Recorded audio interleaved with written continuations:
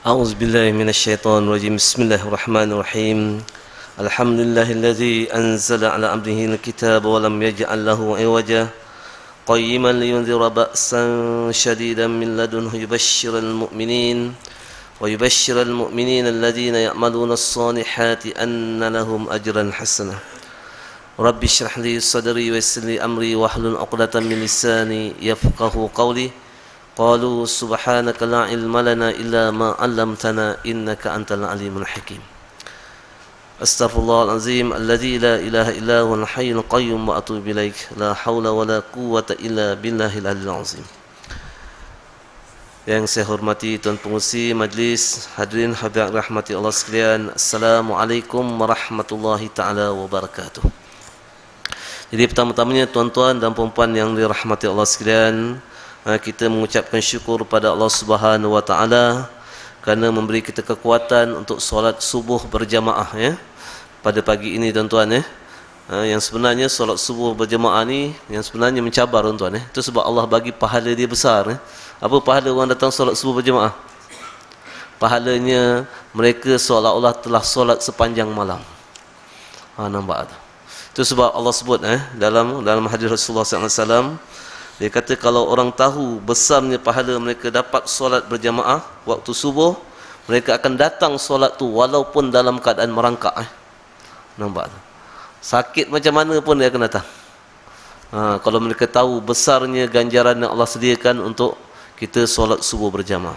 Jadi tuan-tuan dan puan sekalian, kita mengucapkan banyak-banyak kesyukuran sebab apa? Allah bagi kita kekuatan. Nak datang solat tuan-tuan, kalau tak ada kekuatan memang kita takkan mampu. Sihat macam mana pun tuan-tuan. Kadang-kadang badan sihat, okey, tapi hati tak sihat. Okey, macam mana nak tahu kita punya hati tak sihat? Kadang-kadang fizikal kita sihat, kita boleh tahu fizikal kita sihat. Boleh tak kita tahu hati kita sihat tak sihat? Boleh tahu tak boleh? Boleh tuan-tuan. Nak tahu senang aja. Nak pergi sembahyang subuh senang ke susah? Kalau susah tu maknanya hati kita tak sihat lah. Nampak tu. Jadi kita fokus banyak pada kesihatan badan, betul? Tapi manusia kurang fokus pada kesihatan hati. Sedangkan tuan-tuan, jaminan nak masuk syurga tu bukan berdasarkan kesihatan badan. Jaminan nak masuk syurga berdasarkan kesihatan hati. Allah sebut, yauma la yanfa'u malun wala banun illa man atallaha biqalbin salim. Pada hari yang tidak bermanfaatnya harta dan anak bini kamu wahai manusia, kecuali orang yang bertemu Allah dengan hati yang sihat, bukan dengan badan yang sihat. Okey, tapi realitinya manusia selalu fokus kepada kesihatan badan. Apa dalilnya? Manusia fokus pada kesihatan badan? Apa dalilnya? Dalilnya senang tuan-tuan. Tuan-tuan tengok apa produk yang jual kat luar tu. Apa yang dijualnya? Burung walit. Apa lagi? Burung tiong. Madu Yaman. Semua dia makannya. Mahal macam mana pun dia belinya. Okey? Itu sebab tuan-tuan, itu di antara salah satu tanda kenapa manusia terlalu fokus pada kesihatan Kita tidak kata kesihatan badan tidak penting tuan-tuan, tapi kesihatan hati lebih penting lagi, sebab dia jaminan kita nak masuk syurga. Nampak tu. Jadi itu tuan-tuan dan puan sekalian. Okey, yang kedua tuan-tuan dan puan, sebagaimana yang Cik Zul cakap pada kita tadi, okey, pada pagi ini tuan-tuan, bila Allah telah pilih kita pertama sekali sembahyang subuh berjamaah, Allah bagi lagi kita kekuatan untuk duduk di taman-taman syurga ni. Raudhatun min riyadil jannah ni, al-majalisul ilm. Majlis-majlis ilmu adalah taman-taman syurga, Rasulullah kata Okey tuan-tuan, kita tidak akan dapat manfaat dia kalau kita tidak minta tolong Allah. Apa dia? Bagi saya dapat betul-betul beri perhatian dalam majlis ini. Walaupun mengikut dalam hadis Rasulullah SAW, hadis yang sahih, syaitan tu diikat Okey, betul syaitan tu dah diikat tuan-tuan. Tapi kenapa kadang-kadang masih ada lagi? Okey, orang kata bisikan-bisikan syaitan tu. Sebab syaitan dah train kita 11 bulan tu. Dia kena ikat pun, skrip dia tu ada pada kita. Kita masih lagi, nafsu kita kadang-kadang masih lagi dalam training syaitan. Itu sebab tuan-tuan, kita perlu pada Allah. Walaupun di bulan Ramadan ni syaitan diikat, tapi nafsu kita masih ada. dan maksud kita mungkin telah ditrain oleh syaitan selama 11 bulan. Dan sekarang ni tuan-tuan, skrip syaitan tu masih lagi bertapak dalam kita punya hati kita. Kita nak iris bulan Ramadan ni. Nak buang semua skrip tu yang saya tunjuk pada tuan pada auzubillahi minasyaitonirrajim dahulu Jadi tuan-tuan sekalian, yang kedua tuan-tuan, okey. Yang kedua sekarang ni, bila Allah dah letak kita kat taman syurga, pastikan kita ada kekuatan untuk bagi perhatian dalam majlis ini. Kadang-kadang tuan-tuan memanglah tuan-tuan tamu bulan Ramadan ni rasa ngantuk dan sebagainya sebab tuan-tuan sembahyang tahajud malam tadi kan jadi rasa ngantuk. Tapi kekuatan tuan-tuan untuk kita bertahan ni siapa yang bagi? Allah. Kalau kita rasa ngantuk nak buat apa? Macam mana cara nak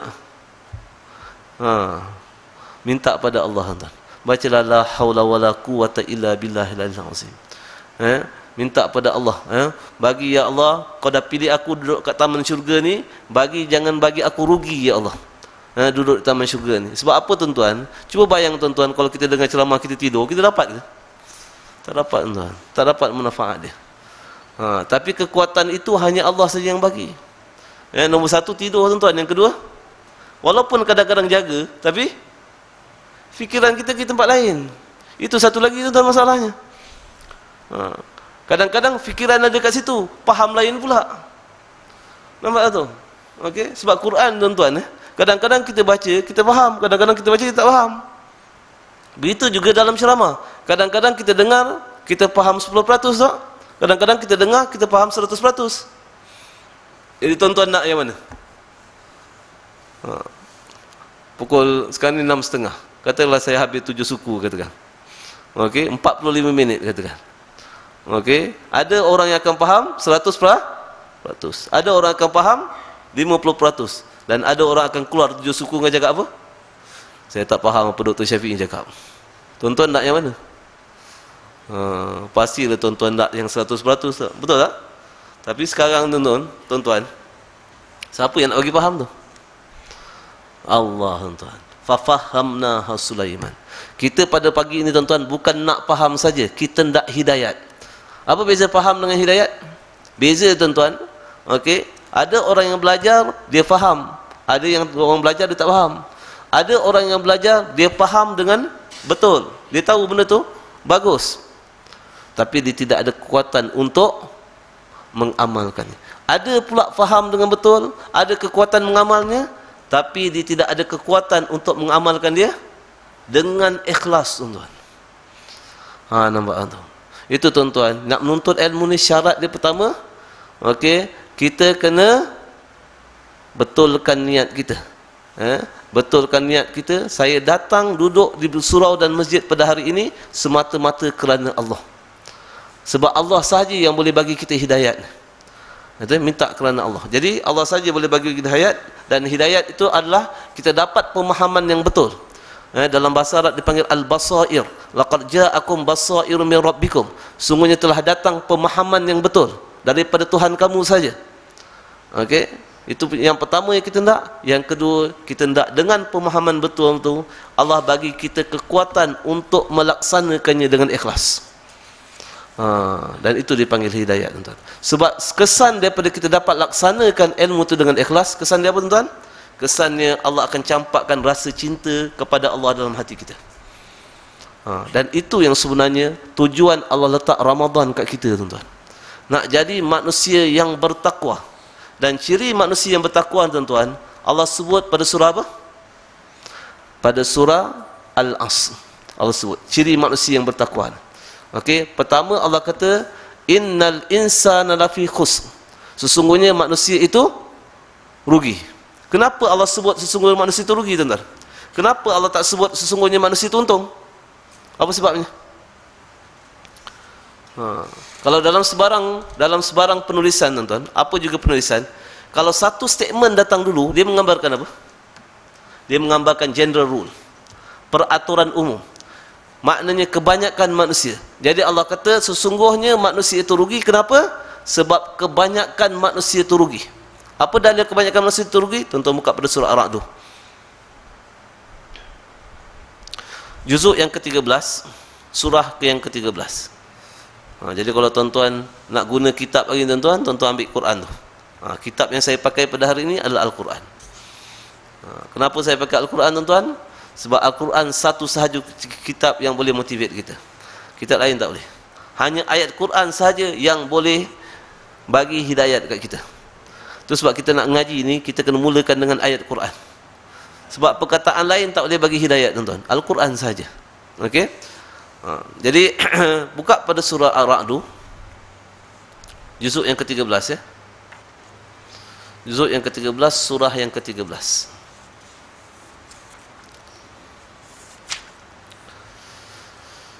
Ayat yang pertama. Ayat yang pertama, juzuk yang ke-13, surah yang ke-13, ayat pertama. Bunyi ayat tu Alif Lam Mim Ra. Bunyi ayat tu. Allah sebut tilka ayatul kitab. Ini adalah ayat-ayat daripada kitab Al-Quran. Wallazi unzila ilaika min rabbikal haqq. Yang diturunkan kepada kamu wahai manusia daripada Tuhan kamu, dia adalah benar. Quran ni adalah suatu benda yang membawa kita kepada kebenaran tuan-tuan. Walakin aktsaran nasi la yu'minun. Tapi Allah kata kebanyakan manusia tidak beriman dengan Al-Quran. Kebanyakan tuan-tuan. Itu sebab kenapa pada surah Al-Asr Allah sebut innal insana lafi khusr. Statement tu datang dulu. Sesungguhnya manusia itu semuanya rugi. Kebanyakannya rugi. Sebab apa? Kebanyakan manusia tidak beriman dengan Al-Quran. Nampak tu? Lepas tu Allah buat dia punya pengecualian dia. Daripada yang banyak-banyak tu Allah kata ada sedikit sahaja yang untung. Siapa? Illal ladzina amanu. Kecuali orang yang beriman dan beramal soleh. Apa makna iman tuan-tuan? Kita sebut makna iman ni dalam bahasa teoretikal dia adalah beriman, maknanya percaya. Kita tak nak faham Quran ni pakai theoretical language. Kita nak faham Quran ni pakai current language, practical language, supaya kita boleh praktikkan dalam kehidupan kita. Jadi sekarang ni perkataan amanu apa makna? Okey, orang sebut percaya, kadang-kadang orang sebut yakin. Itu masih lagi theoretical. Yang sebenarnya tuan-tuan, perkataan amanu maknanya apa tuan-tuan? Yang kita selalu sebut la ilaha illallah. Amanu tuan-tuan adalah mindset kita. Itu sebab dalam rukun Islam, dia pertama sekali adalah mindset. Itu sebab mengucap dua kalimah syahadat. Kita nak cakap dalam diri kita bahawa tidak ada sebarang Tuhan, tidak ada sebarang Tuhan kecuali Allah Subhanahu Wa Taala. Saya belum masuk lagi tafsiran iyyaka na'budu. Besok saya masuk tafsiran iyyaka na'budu dalam tafsir Quran. Besok saya akan detailkan lagi benda tu. Tapi buat masa ini tuan-tuan, tafsir perkataan ilahun tu apa maknanya? Ilahun ni dia punya tafsiran dia adalah hubbun. Apa tu hubbun? Cinta. So bila kita kata la ilaha illallah, kita kata beriman, makna tidak ada sebarang kecintaan kecuali pada Allah. Apa makna cinta tu? Saya nak tanya tuan-tuan dan puan kat saya, puan-puan kat sini, kita cinta dengan Allah tak? Cinta ke tak cinta? Cinta. Buktinya? Macam mana kita nak tahu kita cinta dengan Allah ke tidak? Macam mana nak tahu? Macam mana kita nak faham cinta dengan Allah secara praktikal? Macam mana? Kalau kita nak faham cinta dengan Allah secara praktikal, senang aja. Kita tanya diri kita, kita pernah bercinta tak? Nampak tak? Itu saja soalan. Kalau kita boleh faham kita pernah bercinta, kita boleh assess diri kita sama ada kita cinta dengan Allah ke tidak. Okey. Apa orang Melayu cakap pasal cinta? Tuan-tuan perasan tak orang bila bercinta, badan dia naik? Perasan tak perasan? Tak pernah tengok? Badan dia naik. Apa? Apa pasal orang bercinta badan dia naik? Sebab dia makan tak kenyang. Betul? Sebab apa? Dia makan tak kenyang. Dia makan. Yang bagi instruction kenyang tak kenyang tu apa? Organ mana yang bagi instruction dia kenyang tak kenyang? Organ mana dalam badan dia? Otak dia. Kenapa dia makan tak kenyang? Sebab ketika itu otak dia tidak berfungsi. Otak dia gimana? Otak dia ingat orang yang dicinta je. Jadi otak dia tak dapat nak fokus kepada nak beritahu perut dia kenyang ke tak kenyang. Jadi itu sebab dia makan. Jadi perut tak dapat instruction daripada otak supaya berhenti kan? Sebab nak beritahu kenyang. Jadi orang makan sebab badan dia naik. Dan tuan-tuan perasan tak, orang bercinta bilai dia naik? Perasan? Ustaz?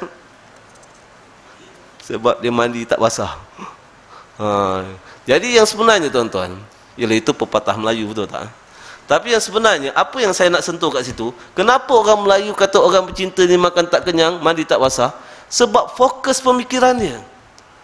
Okey, walaupun dia melakukan aktiviti makan tu, tapi dia punya pemikiran dia tidak fokus kepada benda yang dia buat. Sebab pemikiran dia fokus kepada benda yang dia cinta. Nampak? So apa makna cinta yang sebenarnya tuan? Makna cinta ni dalam bahasa Arab dipanggil al-ma'luhu. Apa tu al-ma'luhu? Fokus pemikiran. Dan itu yang kita nak capai pada bulan Ramadan, tuan-tuan.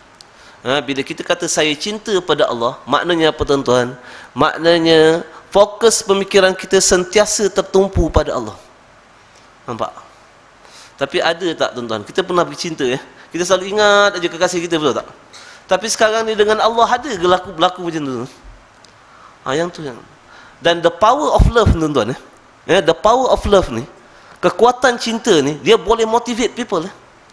Itu sebab orang Melayu kata, orang cinta ni lautan api sanggup dia.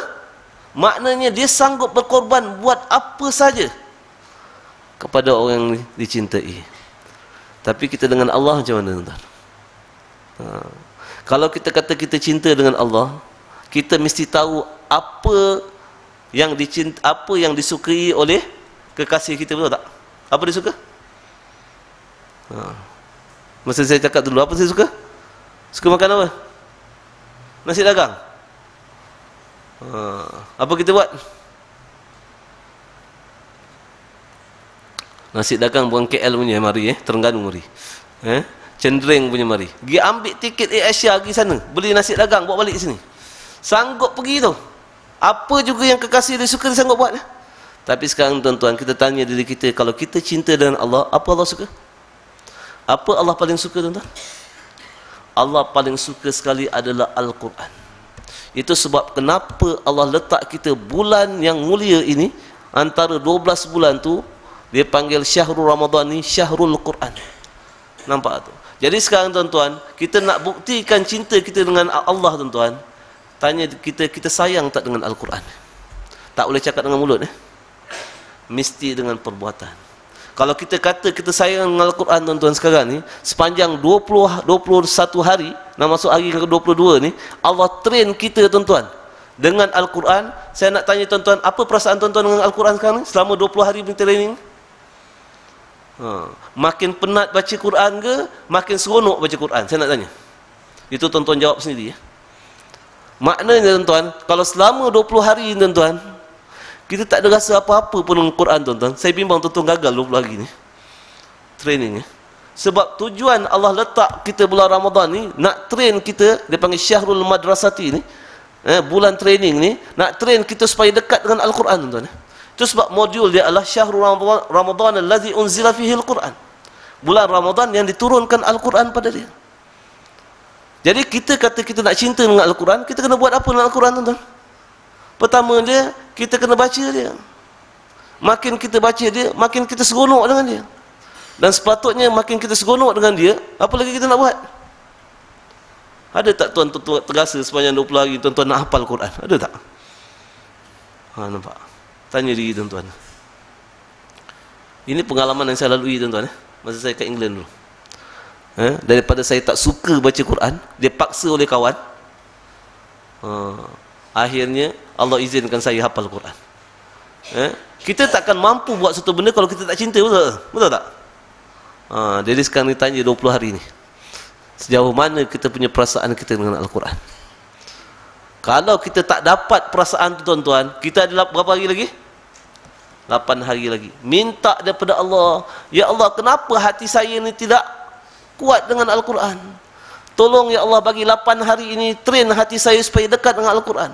Kalau katakan hati saya masih lagi tidak minat lagi dengan Al-Quran, ya Allah, tolong tukar hati saya ni Allah. Gantikan hati saya dengan hati yang baru. Itu ada sebut dalam hadis Rasulullah SAW. Nampak tu? Minta 8 hari sungguh-sungguh, tuan-tuan, pada Lailatul Qadar. Nampak, tuan-tuan? Sebab apa tuan-tuan? Yang sebenarnya keseluruhan kehidupan adalah Al-Quran, tuan-tuan. Keseluruhan kehidupan kita. Sebab keseluruhan kehidupan kita adalah ketaatan, obedient. Dan ketaatan ini tidak akan dapat kita lakukan kalau kita tidak belajar Al-Quran. Nampak? Itu tuan-tuan. Jadi balik-balik pada kita punya persoalan tadi, tuan-tuan. Jadi sekarang, tuan-tuan, pada bulan Ramadan ni, kita pada bulan Syakban hari itu Allah telah perkenankan doa kita supaya bertemu dengan Ramadan, betul tak? Pada bulan Ramadan ni, apa pula doa kita? Pada bulan Ramadan ni doa kita, Allahumma barik lana fi Ramadan. Itu doa yang saya baca tadi. Allahumma barik lana fi Ramadan. Wahai Allah, tolong bagi saya barakah pada bulan Ramadan. Apa makna barakah? Kita faham barakah, tuan-tuan? Kita bulan Ramadan ni penuh barakah, Ustaz, dia kata. Apa Ustaz? Sebab tiap-tiap hari makan percuma. Apa dia panggil apa? Sahur pun kadang-kadang orang masjid bagi, more lagi apa dia? Berbuka puasa lagi. Orang menjaga dia cakap apa, tuan-tuan? Rezeki banyak bulan Ramadan, Ustaz, sebab barakah. Jadi orang kita faham barakah apa? Dalam bahasa Arab, tuan-tuan, dalam tafsir disebut ziyadul khair. Ziyadul khair, bertambah-tambah apa? Kebaikan. So bulan Ramadan ni banyak kebaikan ni. Orang kita faham baik apa? Orang kita faham baik, tuan-tuan, adalah perkara yang mengikut kehendak dia. Itu faham baik orang kita. Contoh, tuan-tuan, sihat. Kalau orang tanya sihat atau tak sihat, dia cakap apa? Alhamdulillah sihat, betul tak? Kalau tak sihat, dia cakap apa? Tak sihat lah, Ustaz. Dia tak cakap pun Alhamdulillah. Nampak? Sebab apa, tuan-tuan? Sebab mereka faham baik apabila keadaan itu mengikut kehendak mereka. Kalau keadaan itu tidak ikut kehendak mereka, benda itu tak baik. Sedangkan dalam Quran itu bukan definisi baik, tuan-tuan. Okey, tuan-tuan tahu ke? Kita selalu faham sihat itu baik. Tak sihat? Tak baik. Betul ke? Betul. Selalunya orang sihat duduk mana? Pagi ni orang sihat duduk mana? Pagi ni orang yang sihat duduk kat mana? Tuan-tuan sihat pagi ni? Sihat ataupun separuh sihat?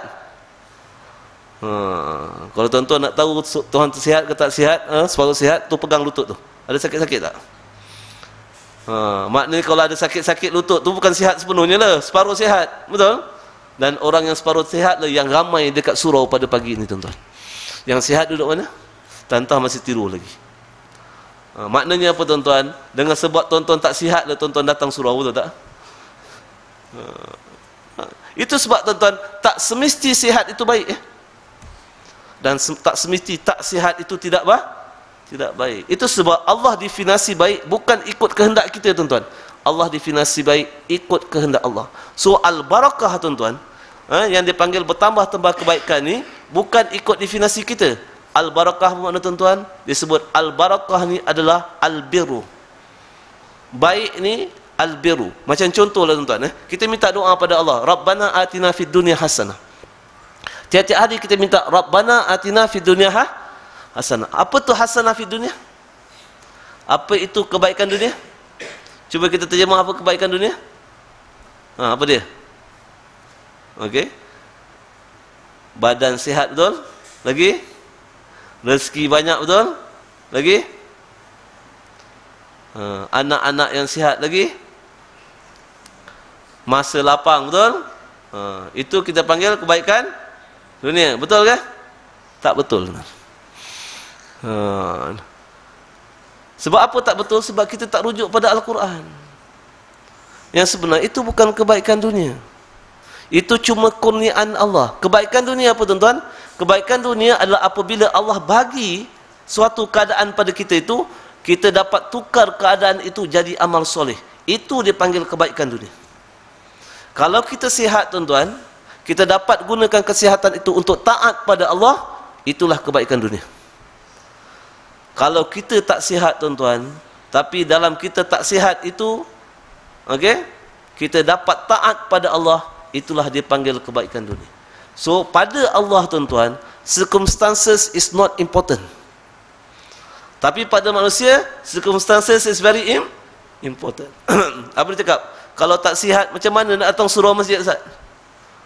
Nampak tu. Kalau tak sihat macam mana datang surau masjid? Saya beritahu tuan-tuan Saya tak tahu saya ada cerita sini. Kalau saya cerita pun saya ulang lagi sekali. Saya ada cerita tak ada seorang pakcik jumpa saya masa saya buka puasa, masa dekat apa? Dekat apa tu Ceras dulu. Dah cerita belum? Dah cerita. Nampak. Pakcik tu sampai kata selepas dia operation, selepas ni ustaz, saya berjanji saya akan datang ke surau dan masjid. Sebelum tu masa muda tak nak datang. Nampak? Selepas dia melalui dia panggil apa? Operation bypass, kena stroke lagi. Lepas dah kena stroke tu, Allah sihatkan dia balik. Selepas tu dia kata, selepas ni saya berjanji, walaupun tidak sihat sepenuhnya lagi ustaz, saya berjanji saya akan melangkah kaki ke surau dan masjid walau macam mana susah pun. Nampak tu. Ketika itu tuan-tuan, walaupun badan tak berapa sihat tapi hati dia dah sihat. Nampak? Itu dia tuan-tuan. Itu sebab dalam hidup, balik-balik perkataan barakah tadi apa makna tuan-tuan? Barakah ni Allah sebut pada surah, definisi barakah ni Allah sebut pada surah Al-Baqarah. Buka pada surah Al-Baqarah ayat 189.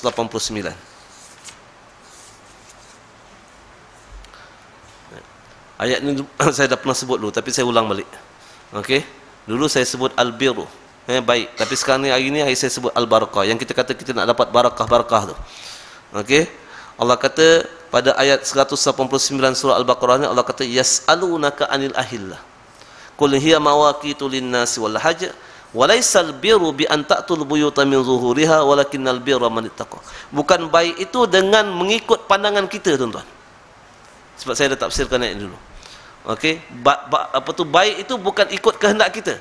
Tapi Allah kata baik itu adalah orang yang bertakwa. Siapa orang yang bertakwa tuan-tuan? Orang yang rapat pada Allah.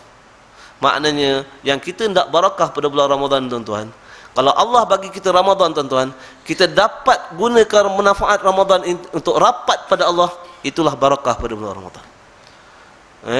Contoh tuan-tuan kalau kita menjaga bulan Ramadan, kita untung Dengan keuntungan tu tuan-tuan, kita makin taat pada Allah. Menjaga pasar Ramadan ke untung 6.30 tutup gerai dah, habis dah semua. Cepat-cepat balik, tak bersedia untuk menghadapi solat maghrib. Tapi realiti apa? Orang menjaga pasar Ramadan apa jadi? Kadang-kadang tak sempat nak sembahyang ke? Walaupun dia dapat menjaga untung bulan tu tuan-tuan, tapi tidak ada barakah. Sebab apa? Sebab dia menghalang dia untuk taat pada Allah. Tapi orang salah faham tuan-tuan perkataan barakah. Kalau kita bekerja tuan-tuan, tapi kerja kita itu menghalang kita daripada taat pada Allah. Kerja kita menghalang kita daripada belajar Al-Quran. Kerja kita menghalang kita daripada solat di awal waktu. Makna kerja kita tu tidak ada barakah. Jaga sikit. Itu nak kita kena ambil faham tuan-tuan. Jadi tuan-tuan sebab ini dua benda yang utama tuan-tuan. Dua benda yang paling utama yang kita kena jaga. Itu sebab Allah letak dia dalam rukun Islam dan hukum dia fardu ain, kategori fardu ain. Jadi kita nak minta doa pada Allah ni supaya Allah rapatkan kita tuan-tuan. Allah train kita datang ke surau, ke masjid pada bulan Ramadan tuan-tuan. Train kita boleh istiqamah datang. Besok kalau kita keluar daripada Ramadan, kita tak boleh continue, maknanya apa tuan-tuan? Maknanya kita gagal dalam training bulan Ramadan. Kalau bulan Ramadan ni kita boleh baca Quran tuan-tuan secara konsisten. Okey, even kita boleh khatam Quran. Yang sebenarnya tak perlu khatam pun tuan-tuan. Sebab Al-Quran ni yang paling baik sekali apa? Baca dengan tadabbur. Bukan sibuk khatam. Dan benda ni Dr. Yusuf Qadri sebut dalam fiqh aulawiyat. Fiqh keutamaan. Dia ada terjemahkan buku tersebut. Fiqh aulawiyat ni, mana fiqh keutamaan. Dr. Yusuf Qadri kata, dia sebut lebih baik kita baca Al-Quran itu dengan tadabbur daripada kita khatam dia tanpa tadabbur. Nampak? Apa makna tadabbur? Betul? Baca dengan kita menghayati makna dia, memahami dia, dan lepas tu cuba melaksanakan dia dengan ikhlas. Jadi tuan-tuan, ada 8 hari ni, cuba baca Al-Quran tu dengan tadabbur. Macam mana nak baca Al-Quran dengan tadabbur? Baca satu ayat, kalau kita faham bahasa Arab, alhamdulillah. Kalau kita tak faham, alhamdulillah juga. Kalau kita tak faham tuan-tuan, minta pada Allah ketika kita baca, ya Allah bagi saya kekuatan untuk saya memahami ayat yang saya baca ni. So macam mana nak dapat kekuatan tuan? Macam mana? Cara tuan-tuan, lepas sahaja daripada Ramadan ni besok, kita kena buat apa? Kita kena cari kelas macam mana nak memahami ayat Quran. Pertama sekali, memahami dia punya literal translation. Lepas tu memahami tafsir dia secara teoretikal. Lepas tu yang ketiga, memahami tafsir dia secara praktikal. Sebab apa? Kalau kita tak faham tafsir secara praktikal, macam mana kita nak amalkan dia? Nampak tak? Jadi tuan-tuan, itu cara dia. Tapi nak dapat kekuatan tu, minta pada Allah ni pada akhir-akhir Ramadan. Okey, itu sebab dia ada salah satu saya lupa benda ni hadis ke apa tuan-tuan. Ada seorang sahabat ditanya kepada seorang bapa tu. Dia kata, anak kamu menghafaz Al-Quran? Dia kata, ya. Okey. Dia kata, anak kamu belum lagi menghafaz Al-Quran selagi dia tidak memahami apa yang dia baca. Okey, dan tidak mengamalkan apa yang dibaca. Dia belum menghafaz Al-Quran lagi. Orang dipanggil hafiz, tuan-tuan. Hafiz ni maknanya kita panggil apa? Memelihara kan? Memelihara ni bukan saja memelihara ayat-ayat tersebut. Okey, itu sebab menghafaz Quran, tuan-tuan. Habis menghafal Al-Quran bukan khatam maknanya. Menghafal Al-Quran is the beginning, tuan-tuan. Permulaan pada penerkaan ilmu yang luas. Sebab ilmu Al-Quran ni luas, tuan-tuan. Allah sebut pada surah Al-Kahfi, Allah kata, "Qul law kana al-bahru midadan li kalimati rabbi lanafida al-bahru qabla an tanfada kalimatu rabbi walau ji'na bimithlihi madada." Itu sebut pada surah Al-Kahfi. Okey, kalau dipanggil apa? Air laut itu dijadikan tinta untuk menulis ilmu-ilmu Allah ni, kalimat-kalimat Allah ni, sentiasa akan habis air laut tu. Tak habis lagi kalimat tu ditulis. Itu sebab, tuan-tuan, menghafaz Al-Quran adalah baru permulaan daripada penerkaan ilmu. Dia bukan pengakhiran, tuan. Jadi balik-balik kata kita punya apa? Isu tadi, tuan-tuan. Baik ni maknanya apa? Maknanya dia panggil, kalau suatu perkara itu bawa kita rapat pada Allah, itulah kebaikan bagi kita. Okey, yang kita minta Rabbana atina fid dunya hasanah tu, apa tu hasanat fid dunya, tuan-tuan? Hasanat fid dunya adalah amal soleh. Kalau Allah bagi kita kelapangan, Allah bagi kita kesihatan, kita dapat tukar kesihatan tu dengan taat pada Allah, mana itulah dia panggil kebaikan dunia. Bukan kebaikan dunia ni banyaknya harta, tuan-tuan. Tidak. Itu kesilapan yang kadang-kadang masyarakat kita salah faham. Okey, yang sebenarnya kebaikan dunia adalah amal soleh. Saya nak tanya, dalam kita sihat kita boleh amal soleh ke? Boleh ke? Dalam kita sakit kita boleh amal soleh ke? Boleh, tuan-tuan. Itu sebab bagi Allah yang penting adalah amal soleh. Tak penting keadaan tu. Apa juga keadaan kita, tukar dia jadi amal soleh. Sebab hidup ni semata-mata ujian, tuan-tuan. Hidup ni semata-mata ujian. Apa makna ujian? Ujian, tuan-tuan, kalau kita sihat, kita ada kelapangan, kita ada rezeki, apa maknanya, tuan-tuan? Maknanya kita jangan, kita seronok kalau kita sihat, banyak rezeki, okey, ada kelapangan, kita seronok ke tak? Jadi kita seronok. Jadi bila kita dapat tu, kita selalu kata, okey, moga-moga dia kekal selama-lama, betul tak? Tapi tidak, tuan-tuan. Itu sebab kalau kita senang hari ini, tuan-tuan, jangan ingat ia akan berakhir selama-lamanya. Kesenangan kita pada hari ini, tuan-tuan, kalau makna dia ujian, makna ia pasti berakhir. Itu sebab kalau kita senang hari ini, jangan happy sangat. Sebab apa, tuan-tuan? Ia pasti berakhir. Dan kalau kita susah pada hari ini, tuan-tuan, jangan susah hati sangat. Sebab apa? Kenapa jangan susah hati sangat kalau kita susah hari ini? Kalau kita tak sihat hari ini, jangan susah hati sangat. Kenapa? Sebab ia juga pasti berakhir. Jadi kalau orang tahu kehidupan ini ujian, tuan-tuan, Allah sebut, likaila ta'sau ala ma fatakum wala tafrahu bima atakum. Kalau mereka tahu kehidupan ini ujian, agar mereka tidak kecewa dengan apa kesusahan yang menimpa mereka, apa benda yang hilang daripada mereka, tidak akan kecewa, dan mereka tidak akan terlalu gembira atas apa yang mereka dapat. Sebab semua itu bersifat sementara. Yang kekal apa, tuan-tuan? Yang kekal adalah amal soleh kita. Itu sebab, tuan-tuan, apa juga keadaan kita pada hari ini, tuan-tuan, okey, cuba tukar dia jadi amal soleh. Cuba tukar dengan amal soleh. Okey, benda tu Allah ada sebut dalam hadis. Nanti besok masa lain saya akan kurai balik hadis tu, tuan-tuan. Jadi balik kepada kita punya isu tadi, tuan-tuan. Perkara pertama yang Allah nak letak kita bulan Ramadan, tuan-tuan, nak dapat mindset kecintaan pada Allah tu. Itu yang kita nak minta pada Allah tu. Okey, terutama di akhir-akhir Ramadan ni. Ya Allah, bagi saya cinta kepada kamu. Tapi nak dapat cinta pada Allah tu macam mana? Boleh dengan minta, ya Allah bagi saya cinta pada kamu, ya Allah? Tak boleh, tuan-tuan. Tak boleh dengan macam tu. Okey, nak dapat cinta pada Allah, tuan-tuan, dia punya proses dia mesti melalui Al-Quran. Allah sebut pada surah apa?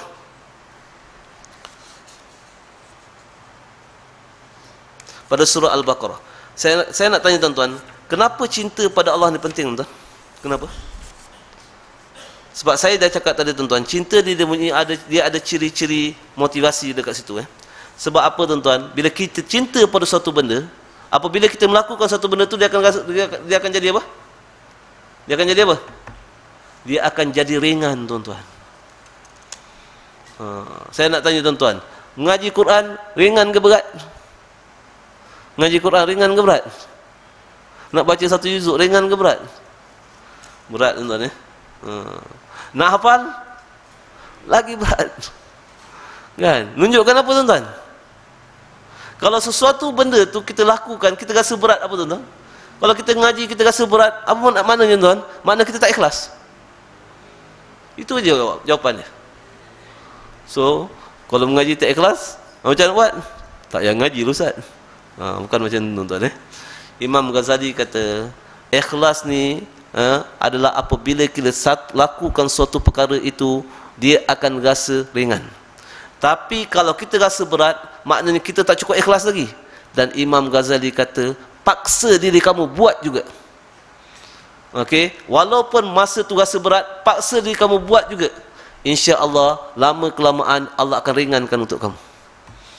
So ikhlas, tuan-tuan, makna ikhlas, makna asal ikhlas, apabila ikhlas ni makna dia cinta, tuan-tuan. Kita kalau cinta suatu benda, kita akan buat benda tu, kita akan rasa ringan. Tapi nak dapat benda, tuan-tuan, dia punya ilmu dia adalah paksa. Dia punya dalil apa? Buka pada surah Al-Ankabut.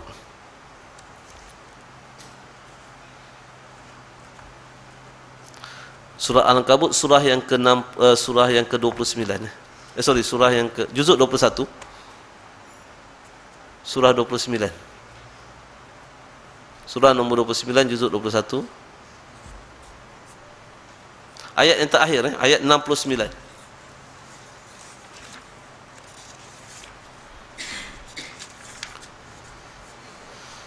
Ayat yang ke-69. Juzuk 21, surah nombor 29, ayat 69. Ini cara macam mana nak dapat ikhlas ni. Allah sebut, walladzina jahadu fina, dan orang-orang yang bersungguh-sungguh memaksa diri mereka. Itu dia punya bahasa praktikal, tuan-tuan. Kalau tuan-tuan tengok dalam terjemahan, dia tak sebut macam tu. Dia kata, dan orang-orang yang bersungguh-sungguh, okey, berjihad pada jalan kami. Kalau terjemahan dalam apa? Tafsir. Tapi supaya saya terjemahan supaya kita lebih mudah faham lagi. Allah kata, dan orang-orang yang bersungguh-sungguh memaksa diri mereka. Okey, sebab apa, tuan-tuan? Nak bersungguh-sungguh ni kena dengan paksa. Kalau tak paksa, kita tak boleh. Okey, Allah kata, lanahdiyannahum subulana, kami akan tunjukkan jalan tersebut. Apa makna kami tunjukkan jalan tersebut tu? Kami akan campakkan keikhlasan dalam hati mereka. Dia bila lakukan satu benda tu, dia jadi ringan. Nampak tu? Sebab apa, tuan-tuan?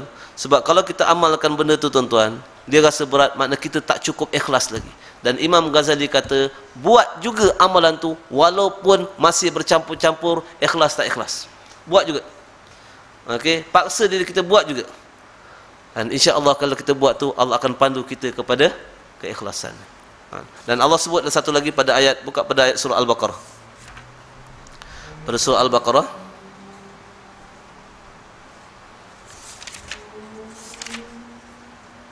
ayat 45.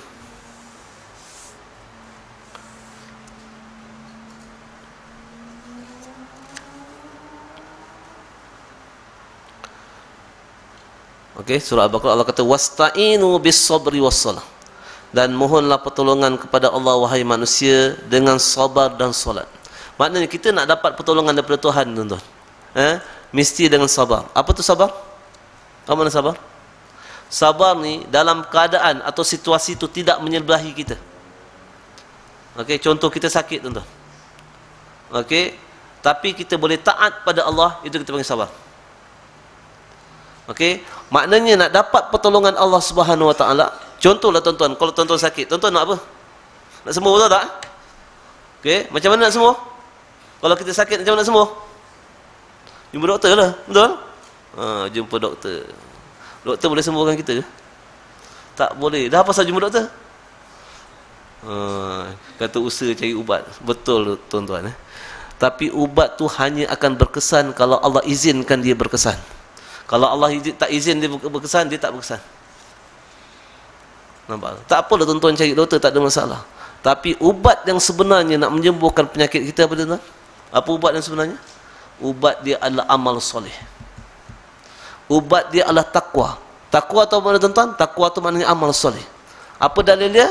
Wa may yattaqillah yaj'al lahu makhraja. Kalau kita sakit tuan-tuan, tahulah orang sakit tuan-tuan. Kalau sakit apa dia buat? Merata-rata cari ubat tu tak? Nampak? Pergi jumpa orang ni, pergi jumpa doktor ni tak baik, jumpa doktor ni tak baik. Tapi ada satu doktor yang orang tak nak jumpa. Siapa? Siapa yang tak nak jumpa? Allah. Doktor yang paling baik sekali nak menyembuh penyakit kita adalah Allah.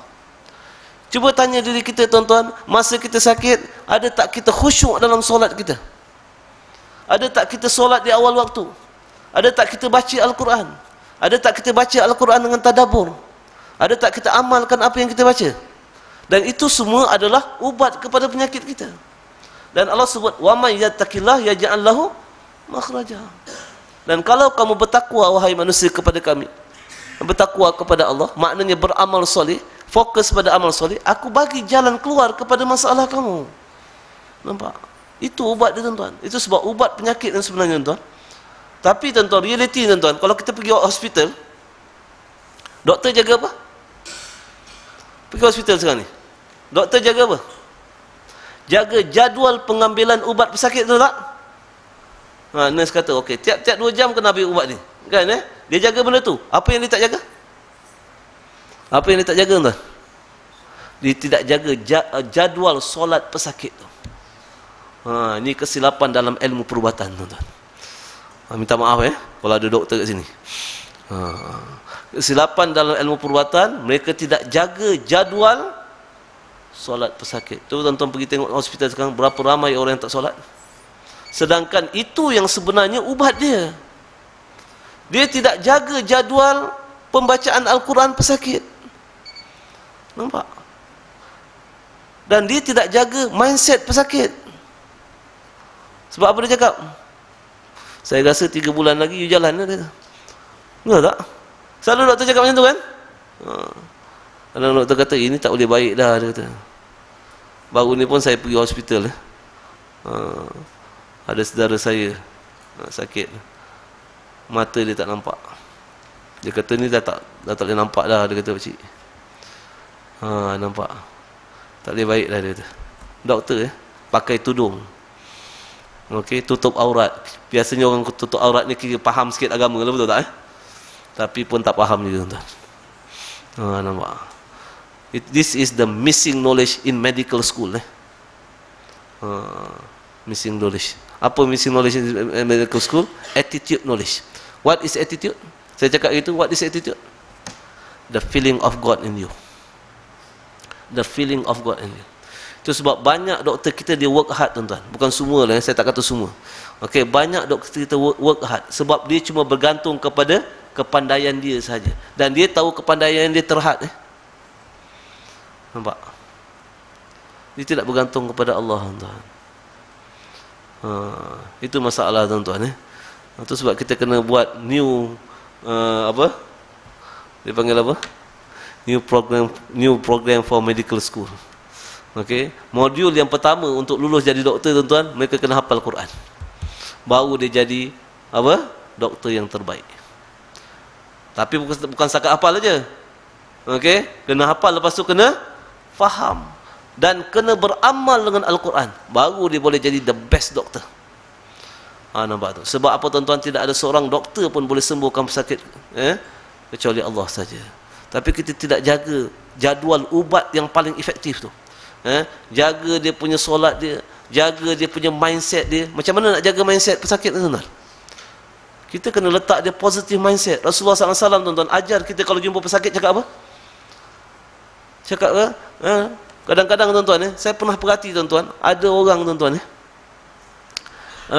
dia punya apa tu, dia panggil saudara sakit teruk tuan-tuan doktor kata tak ada harapan dah. Tapi sahabat dia kata tak ada, ni benda kecil aja, insya-Allah boleh sembuh. Bila dia dengar tu tuan-tuan, hati dia jadi tenang nampak? Dan ketenangan hati itu sumber penyembuhan penyakit tu, mindset dia. Sebab yang nak sembuhkan kita punya fizikal is our mindset tuan-tuan. Tapi sometimes the doctor kill the mindset dengan cakap apa? Tak ada harapan dah. Nampak? Itu masalahnya. Bukan semua doktor tuan-tuan, bukan semua. Sebahagian je. Itu. Jadi itu sebab kenapa kita kena belajar Al-Quran tuan-tuan. Sebab belajar Al-Quran ni dia banyak menyelesaikan banyak masalah kehidupan kita. Nampak tak?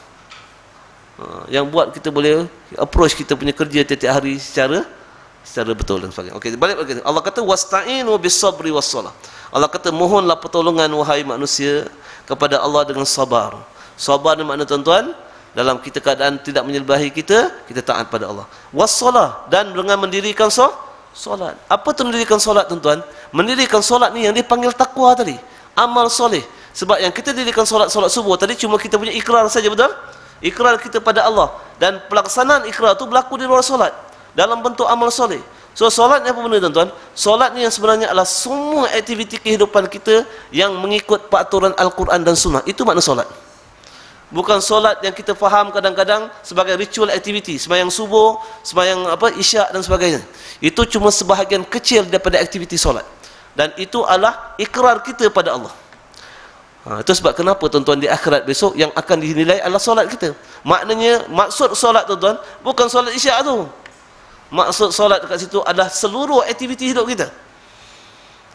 Baru Allah kata, Allah nak tengok kita cakap pada Allah tu betul tak kita lakukan kat luar solat.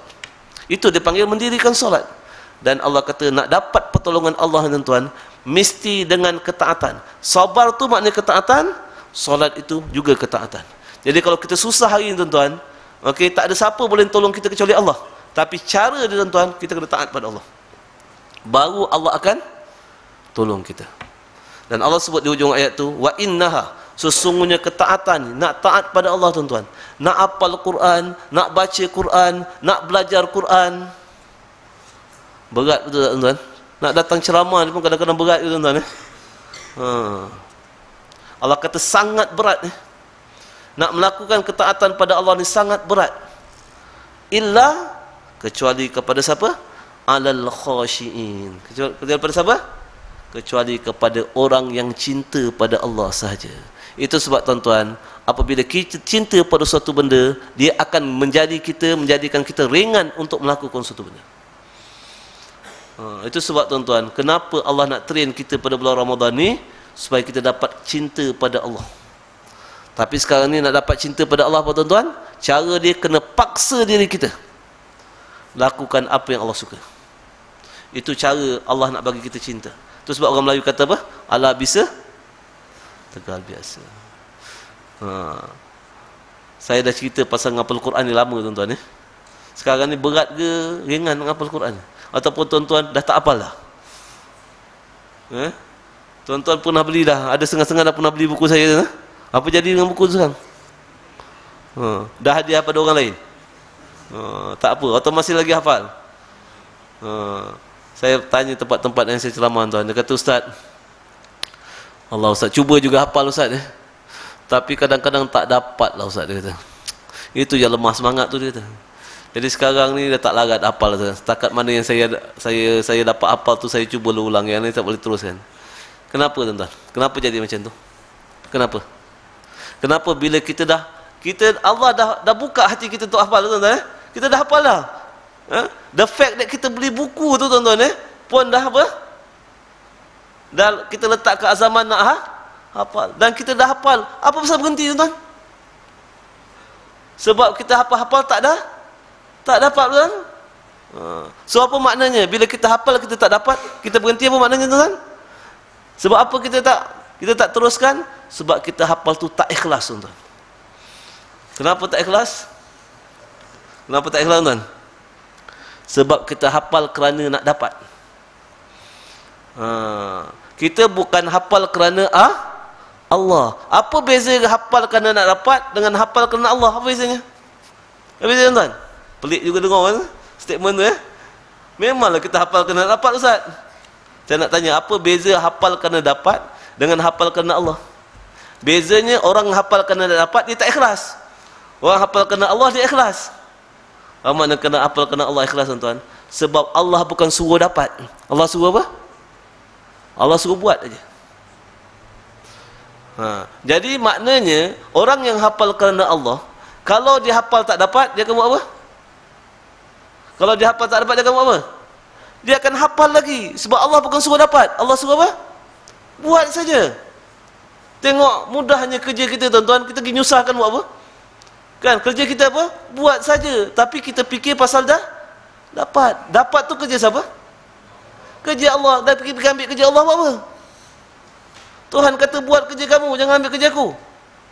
Fokus pada effort, jangan fokus pada result. Jadi kita selalu fokus pada results. Bila kita fokus result, jadi apa? Kita jadi stres. Sebab kita tak boleh kontrol results. Dan result bukan kerja kita tuan-tuan. Allah bukan nak tengok result tuan-tuan. Dan even Allah bagi ganjaran kat kita not based on results, based on what? Effort. Itu sebab kalau kita faham benda tu cara yang betul tuan-tuan, kita menghafal, kita takkan stres. Tak dapat 60 kali baca tak dapat, apa cakap? Cuba baca skrip tuan-tuan. Bila tuan-tuan baca 60 kali, 100 kali, 200 kali tak dapat, baca skrip je. Susah juga menghafal Quran kan memang agaknya saya ni dah tua-tua ni, otak dah lemah kan Itu skrip kita tuan-tuan. Lain kali kalau 100 kali baca tak dapat, cakap apa? Cakap insya-Allah saya akan hafal lagi. 200 kali tak dapat, cakap apa? Cakap la haula wala quwata illa billah. Ya Allah bagi saya kekuatan lagi. Saya nak tanya tuan-tuan, mana lagi bagus? 100 kali baca dapat ke 200 kali baca dapat? Mana lagi bagus? 200 kali. Sebab apa? Pahalanya lagi banyak. Dah apa susah tuan-tuan? Itu sebab orang putih pun faham prinsip tuan-tuan. Apa orang putih cakap? Dia kata kegagalan tu bukan sebab kita tak dapat. Kegagalan mula apabila? Apabila kita berhenti berusaha. Nampak itu? Itu prinsip yang orang putih guna. Dan prinsip itu datang daripada Al-Quran tuan-tuan. Nampak? Saya dah suruh tuan-tuan niat dulu nak hafal 30 juzuk, betul tak? Ingat lagi tak saya suruh tuan-tuan niat hafal 30 juzuk Al-Quran tu? Lepas dah hafal 30 juzuk, dah niat nak buat apa? Allahumma paksa tu. Ingat tak tu? Dan Allah suruh buat sedikit-sedikit satu ayat. Kalau tuan-tuan nak jadi orang yang hafal 30 juzuk Al-Quran lah. Dan kalau tak habis pun tak ada masalah. Allah kalau tak kita sebagai orang yang menghafal 30 juzuk Al-Quran atas niat kita tadi. Dah apa pasal berhenti tuan-tuan? Cek balik Bulan depan saya datang cek balik. Kenapa nak cek balik tuan-tuan? Sebab kalau tuan-tuan tak hafal, downline saya tak jalan. Ingat lagi dulu downline tak jalan, rugilah saya tuan. Sebab kalau tuan-tuan hafal, masuklah jalan saya punya apa? Multi level ni company tu. Sebab tiap-tiap satu row saya dapat share dia, betul? Sebab saya ngajar tuan-tuan. Jangan bagi downline tu tak jalan bulan depan saya cek balik. Itu tuan-tuan tolong tuan-tuan ini untuk kebaikan kita. Hafal tuan-tuan. Sikit pun tak apa tuan-tuan Sikit pun tak apa. Wal-laili idza yaghsha. 2 perkataan saja. 3 perkataan. Wal-laili idza yaghsha. Susah sangat ke tuan-tuan? Nak ulang tu daripada pagi sampai petang. Daripada kita baca surat khabar kadang bergejam-gejam. Sampai 3 surat khabar kadang baca. Kan 10 minit je tuan-tuan. Kalau tuan-tuan baca 10 minit dia dapat 200 kali tuan-tuan. Wal-laili idza yaghsha. Wal-laili idza yaghsha. Tapi kalau tuan-tuan tak pakai ilmu Allah memaksa tu, tuan-tuan takkan dapat. Sebab baru ni saya pergi Indonesia baru ni. Saya dah buat program tu berapa tahun lepas. Ada kawan saya dia datang, dia kata doktor, alhamdulillah doktor. Saya kata apa pasal? doa yang doktor ajar tu Allahumma paksa tu betul-betul berkesan lah. Saya kata itu bukan doa saya, itu daripada Quran saya kata. Allah kata walladzina jahadu fina. Sekarang ni alhamdulillah saya dah dapat banyak surah dia kata. Sebab pakai ilmu Allahumma paksa tu. Jadi kalau rasa apa? Rasa berat tuan-tuan, baca la haula wala quwata illa billahil azim, lepas tu cakap apa? Allahumma paksa. Saya kena paksa dia. Bukan banyak tuan-tuan, 5 minit aja, 10 minit. Cuba benda tuan-tuan dan tanam keazaman ni. Ni ada berapa hari? 8 hari, 7 hari lagi kan Cuba hafal satu hari satu ayat. Tengok saya nak tengok, boleh tak tuan-tuan ambil satu surah yang pendek yang tuan-tuan tak pernah hafal lagi, ambil baca 200 kali satu hari. Boleh tak tuan-tuan janji sama saya? Sampai 7 hari ni. Saya nak 7 ayat Besok bulan depan saya datang test Jangan tak ada pula nanti. Dia kata Ustaz Syafiq nak datang. Baik dah kita lari. Jadi tuan-tuan tolong tuan-tuan kalau tuan-tuan buat tuan-tuan sebab Quran ni cahaya tuan-tuan. Mungkin sekarang ni tuan-tuan tak nampak tapi kalau tuan-tuan buat, Allah akan sulur dia punya jalan tu. Kita semua boleh hafal 30 surah Al-Quran. Allah akan suluh jalan tu. Tapi dia kena mula daripada kita dulu. Jadi tolonglah tuan-tuan nak tanam kecintaan. Sebab apa kita kena hafal tuan-tuan? Bila kita hafal, kita akan selalu baca Quran. Dalam kereta kita boleh baca. Dan bila kita selalu baca ni tuan-tuan, kita akan dekat dengan Quran ni. Kita akan dekat dengan Quran. Allah akan dekatkan kita dengan Quran ni. Sebab kalau kita tak hafal, kita boleh baca masa tertentu je, betul tak? Masa kita lapang aja. Tapi kalau kita hafal, banyak masa kita boleh baca. Dan ruh Al-Quran tu akan jadi cuba tuan-tuan 7 hari ini dalam semayang-semayang malam kita minta pada Allah, bagi saya kekuatan ya Allah, istiqamah. Sebenarnya benda tu senang tuan-tuan, tapi benda yang senang ni takkan mampu kita buat kalau Allah tak tolong kita benda yang senang ni. Itu sebab dalam hidup tuan-tuan, kita nak buat suatu benda yang besar, kadang-kadang kita tak mampu tuan-tuan. Betul? Kita nak hafal satu Quran tu, kalau kita fikir rasa benda tu besar, berat kan? Macam mana nak buat benda yang besar dengan ikhlas tuan-tuan? Mulakan dengan benda yang kecil dahulu. Nak latih kita buat benda yang besar dengan ikhlas, mulakan dengan benda yang kecil dahulu. Apa maksud benda yang kecil? Ambil ayat yang pendek aja. Kalau payah sangat tuan-tuan, Yasin pun tak apa. Yasin, Yasin, itu aja hafal tuan-tuan. Lepas tu Qaf, satu huruf aja. Kan ada surah Qaf kan? Qaf. Lepas tu ambil apa? Alif Lam Mim. Ada berapa ayat tu? Payah sangat tuan-tuan. Nampak mudah tuan-tuan tapi tuan-tuan, kita takkan mampu buat kalau kita takkan paksa diri kita. Tak paksa diri kita. Jadi cuba paksa tuan-tuan. Kalau kita boleh paksa diri kita buat benda yang kecil tuan-tuan dengan ikhlas, Allah akan bagi kita kekuatan untuk buat benda yang besar dengan ikhlas nanti. Allah akan bagi kita kekuatan untuk hafal semua Al-Quran tuan-tuan. Dan benda ni tidak impossible tuan-tuan, kalau kita trust Allah. Nampak tu? Allah nak tengok kita saja sekarang ni. Jadi tuan-tuan kita ada 7 hari ni, cuba tanamkan kita punya apa 5 minit 5 minit 10 minit tuan, 200 kali baca. InsyaAllah. Kalau katakan dah tak ada buku tu, pergi cari kat office saya. Pergi cari apa ni, hari Senin ni pergi cari, buat balik. Juz Amma pun cukup lah. Dapat 7 ayat. Suatu benda yang besar tuan-tuan 7 ayat ni bukan benda yang kecil kalau kita dapat hafal dalam masa 7 hari. Setakat tu tuan-tuan mampu saya sampaikan. Moga-moga Allah bagi kita petunjuk dan hidayat tuan-tuan di akhir-akhir Ramadan ni. Tanda-tanda tuan-tuan kita dapat Lailatul Qadar, apa tandanya? Apa tanda kita dapat Lailatul Qadar? Macam mana orang cari Lailatul Qadar? Macam mana? Itikaf kat masjid kan? Itikaf. Apa buat itikaf? Semayang, betul? Baca Quran, relax sekejap, tidur, betul kan? Lepas tu apa dia buatnya? Dia perhati kat luar tu. Apa tengoknya? Wah, malam ni senyap je Ustaz. Kan malam ni apa? Sunyi je. So bila kata malam tu sunyi, skrip yang kedua apa? Ni malam Lailatul Qadar ni. Lepas tu dia buat apa? SMS kat kawan dia. Malam Lailatul Qadar. Tuan-tuan pernah terima SMS tak? Saya pernah terima tuan. Dia kata malam Lailatul Qadar. Saya tanya, mana dia tahu? Tak ada siapa yang tahu malam itu malam Lailatul Qadar kecuali Allah tuan. Cuma sekarang tuan-tuan, macam mana nak dapat dia? Tanda kita dapat malam Lailatul Qadar tuan-tuan, selepas Ramadan ni kita punya keazaman nak dekat dengan Al-Quran bertambah tinggi. Itu tanda kita dapat malam Lailatul Qadar. Kalau kita lepas Ramadan ni biasa-biasa je dengan Quran, tuan-tuan, saya bimbang tuan-tuan tak dapat Lailatul Qadar. Jadi minta sungguh-sungguh tuan-tuan, buka hati kita, saya ni Allah, supaya dekat dengan Al-Quran. Itu aja tuan-tuan yang sebenarnya jawapan dia. Okey, setakat tuan-tuan. Wabillahi taufiq. Assalamualaikum warahmatullahi taala wabarakatuh. Wallahu a'lam. Jadi seperti biasa Abang Din ada buat sedikit jualan untuk bantu mak tahfiz tuan-tuan di luar sana nanti. Okey. Cuma ada sikit pengumuman sebab sekarang ni mak tahfiz yang apa? Yang saya buat di KL tu. Kita jadi ejen pusat zakat sekarang ni. Jadi kalau siapa-siapa ada lebih-lebih yang dah bayar zakat kepada mak tahfiz ada kat sini, itu yang lebih-lebih itu kalau nak bagi ke kita boleh lah. Okey. Setakat tuan-tuan. Okey, wallahu a'lam.